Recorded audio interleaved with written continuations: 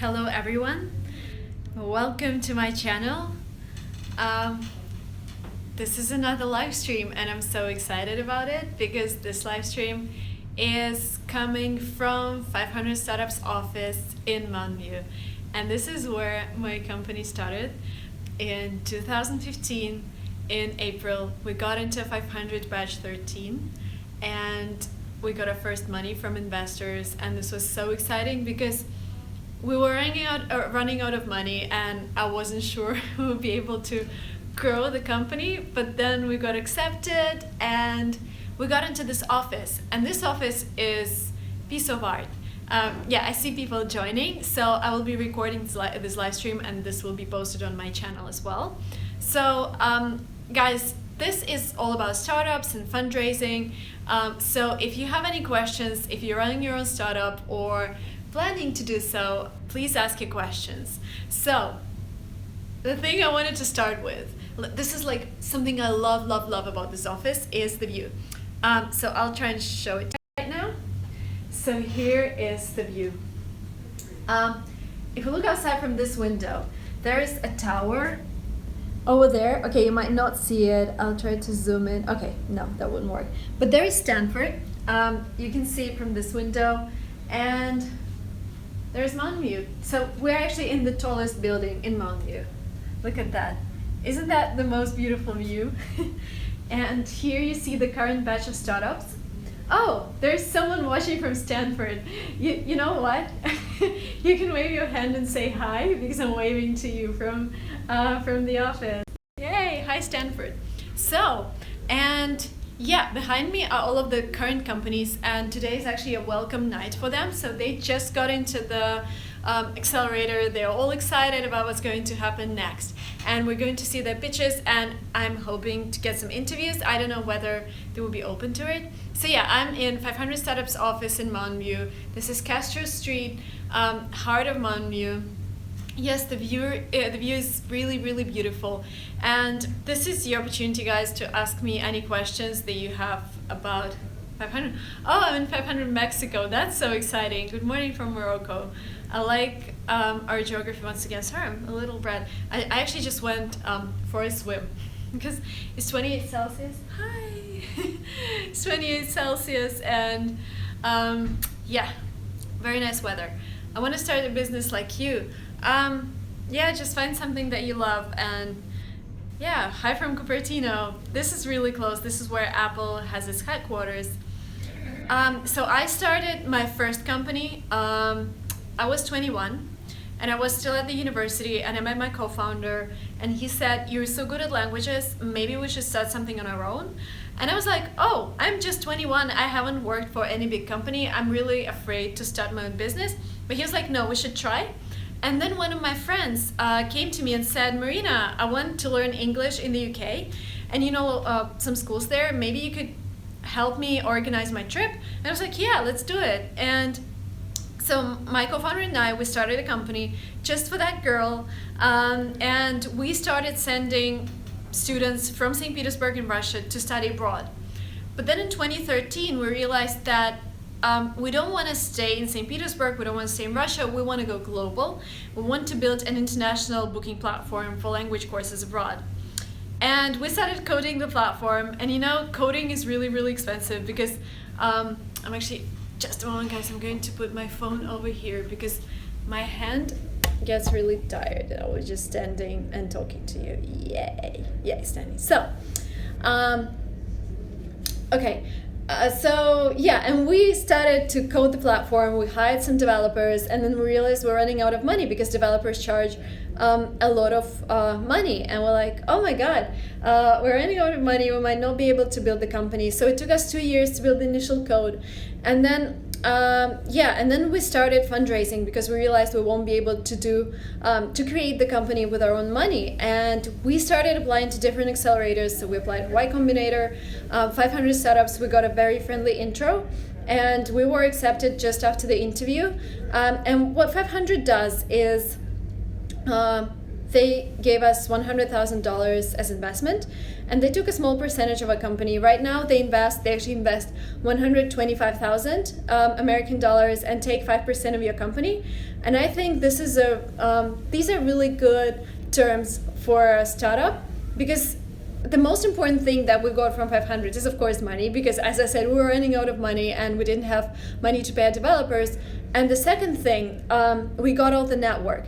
So once you are in 500 startups and you want to fundraise, you want to talk to Silicon Valley investors, you say, hey, I'm from current 500 startups batch. And they're like, oh, we know 500 startups, the acceptance rate to this accelerator is less than 5%. So it's actually more competitive than Stanford, for example. And it was really easy for us to get different people that are really high ranking, whatever. So we had dinner with LinkedIn co-founder. We were able to talk to Google. We got an advisor from Airbnb. And this is just thanks to this very place, like thanks to 500 startups. And yeah, they take around 5% of your company. So yeah, I think this is pretty cool. And then you raise and then like the program is 4 months, and then you have your demo day, and you present in front of 700 investors. What's the difference between the startup and the accelerated programs in 500 startups? Sorry, I didn't get it. I didn't get the question. So there are different accelerated programs. There's also Y Combinator. And if you know Airbnb, if you know Dropbox, they graduated from Y Combinator. And YC, they also invest like 120,000 K and take 5%. Thanks for inspiration. Thank you. Thank you for watching. Your voice is low. Wie geht's dir? Es geht mir sehr gut. By the way, guys, if you're enjoying this live stream, don't forget to like it, because it's really important to me to know what content you like and what content, where should I focus my attention, like to create more content that you like. Yeah, so I'll show you a little. You know, I remember just sitting in this corner and working on my laptop.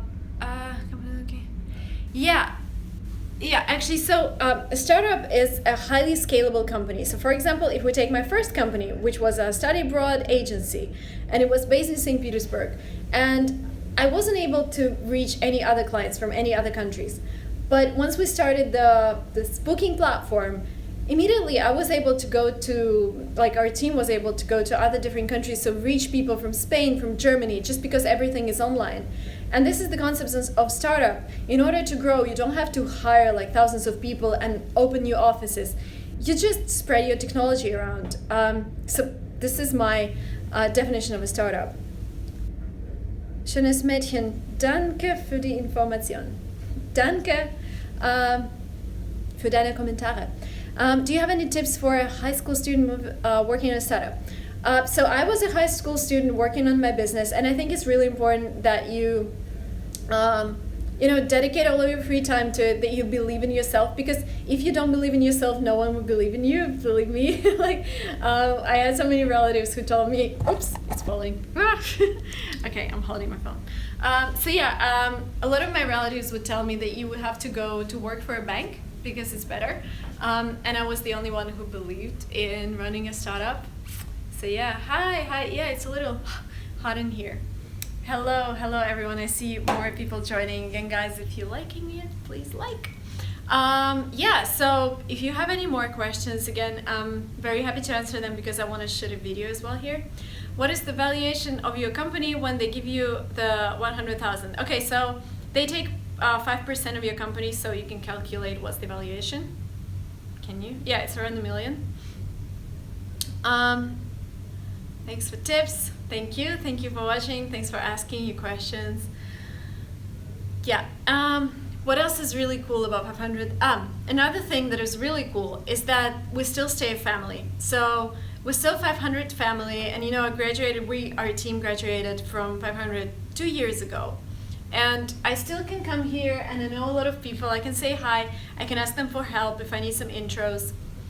What languages do you teach your business? So in our company, we send people to study languages abroad, and we have 11 different languages that you can study.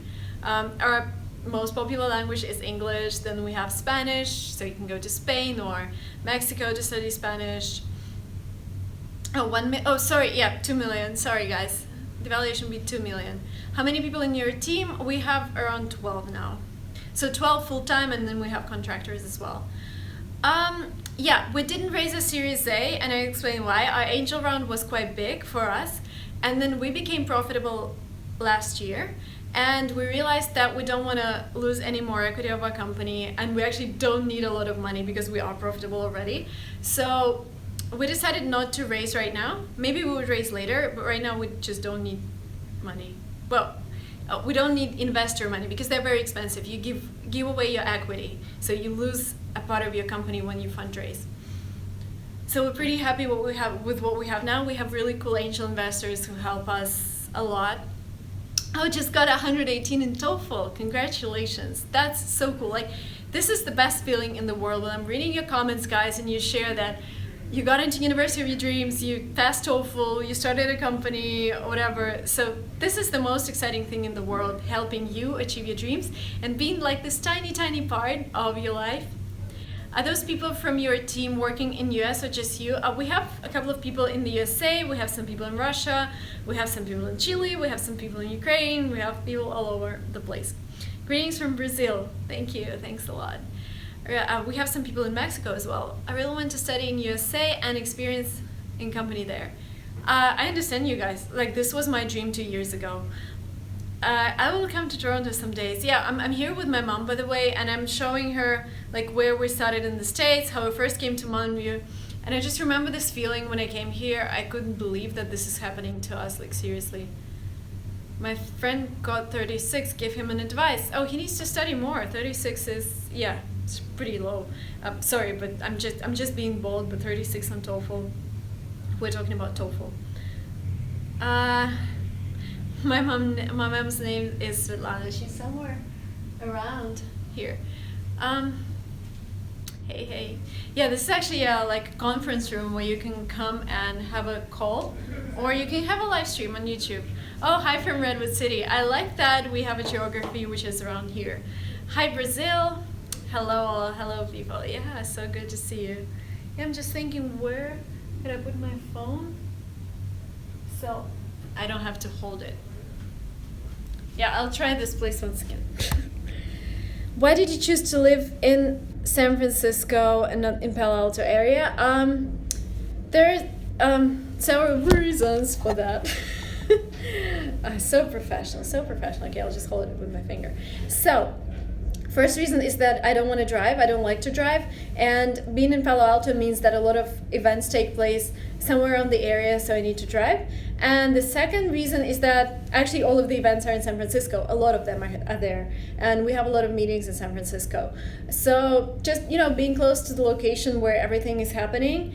And maybe the third reason that I just realized when I'm here today, it's really hot here and you have the swimming pool and the sun is shining and you feel like you're on vacation and it's really hard to work. Like when we lived here, we were in the office and we had all of the people around us working and we had air conditioning, but then when the batch finished, we lived in our apartment and our apartment didn't have air conditioning. It was really hard to work, so really hard to concentrate. In San Francisco, everybody's working, no one is chilling. So I think, these are the couple of reasons. And I think I'll spend the next year in San Francisco as well. But then I'm seriously considering moving to here, to the valley. Because it's warmer, it's nice, more relaxed. But right now I feel that I need to work a lot. Oh, someone's coming.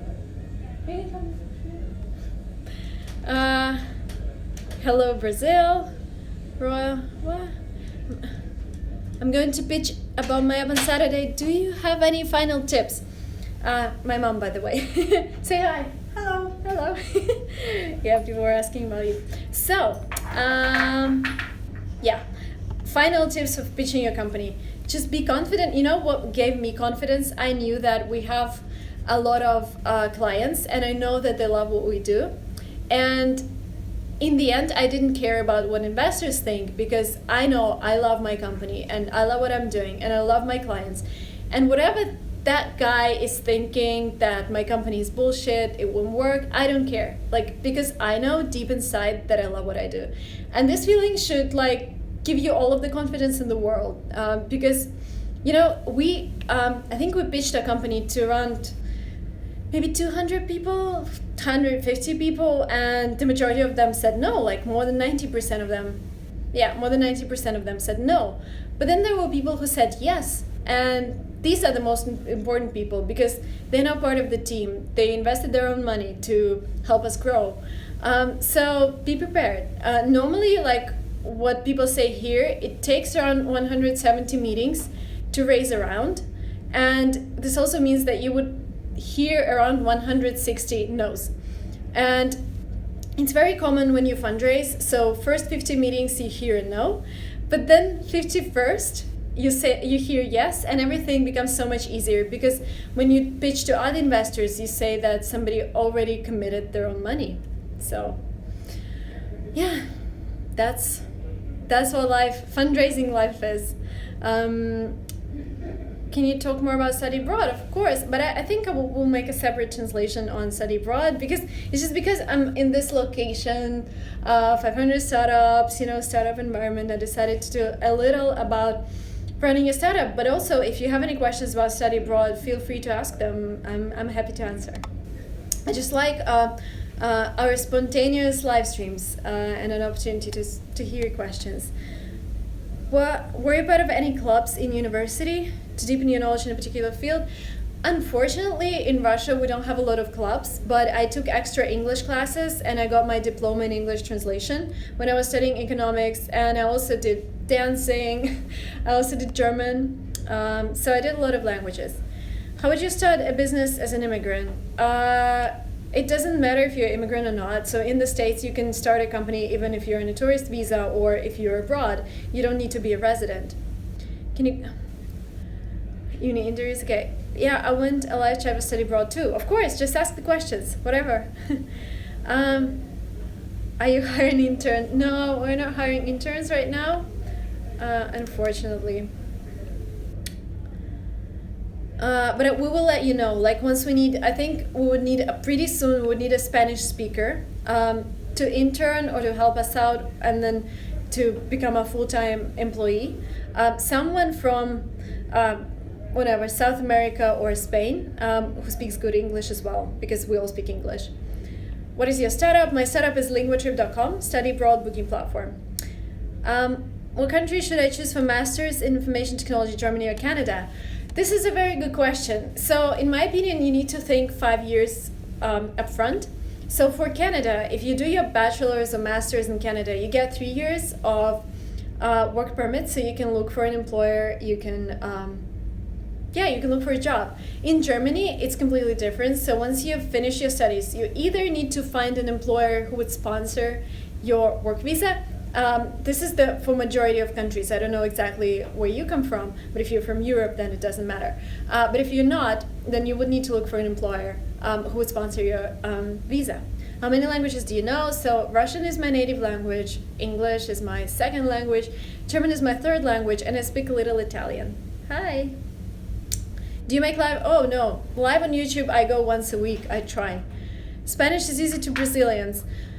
Yeah, I think we would consider Brazilians as well, but they need to be really good at Spanish, like really, really good, because we would also need to help translate some parts of our website into Spanish.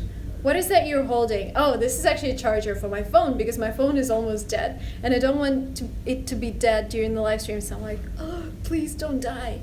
What's your favorite music? I like Lily Allen, I like Keen. I want to ask about visa, go ahead. Again, guys, I'm not a lawyer. I don't really know a lot of stuff about visas, but if I've gone through that experience, I can definitely help you. Favorite song? Good question, changes every day, but I really like Lily Allen, Littlest Things. I'm actually singing it tomorrow during my singing class. At what age did you start learning English? I started when I was 4 years old. So I started with basic English, like, hi, this is dog, this is cat. Ciao, why do you study a little Italian? I just like the language. I just like Italian language. Okay, guys, I think we're gonna, you know what we're gonna do? I'm gonna take you around. I'm just gonna, sorry. Oops. Yeah, I just wanna see. what's the battery situation. I'm just gonna take you around the office and I'll show you a little of 500 office, and then I'm gonna end this live stream, but I'll wait for your questions down below. So let's take a look at what 500 looks like.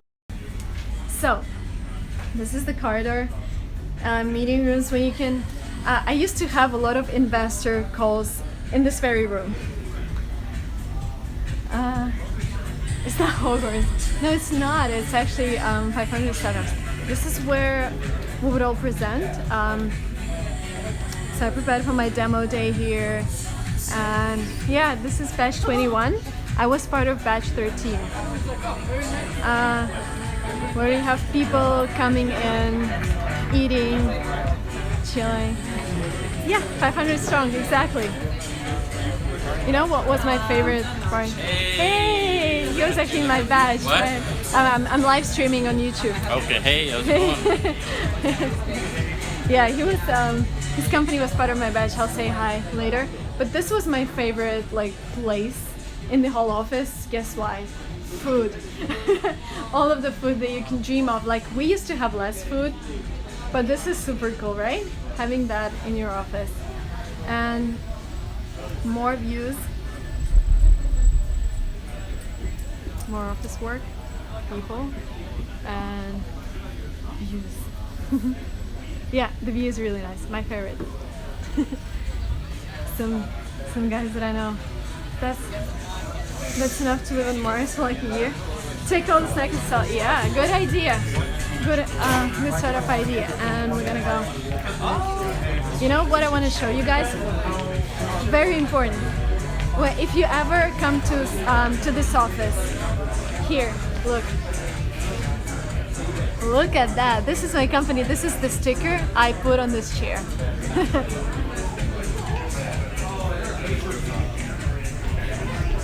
Okay, more people. Okay, awesome. Great. Okay, we'll connect. More offices.